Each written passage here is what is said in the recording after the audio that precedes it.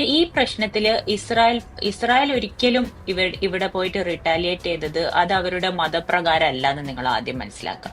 പക്ഷെ അതേസമയം ഈ പലസ്തീൻ കോസ് എന്ന് പറഞ്ഞാല് മതമാണ് അവരുടെ ആ കോസിന് പിന്നിൽ എന്നുള്ളത് നമ്മൾ പലതവണ പറഞ്ഞിട്ടുണ്ട്. നമ്മൾ ഇതിനു വേണ്ടിയിട്ട് ഒരു വീഡിയോയും ചെയ്തിട്ടുണ്ട്. എന്തുകൊണ്ടാണ് പലസ്തീൻ കോസ് ഒരു ജിയോ പൊളിറ്റിക്കൽ ഇഷ്യൂ അല്ല, അതൊരു മതമാണ് അതിന്റെ പിന്നിൽ നിന്നുള്ള ഒരു വീഡിയോ നമ്മൾ പാർട്ട് 2 അധികം പേരൊന്നും കണ്ടിട്ടില്ല. അതിൽ ഞാൻ ഇപ്പോഴും അസ്വസ്ഥയാണ്. അതൊന്ന് പിൻ ചെയ്ത് വെക്കണം.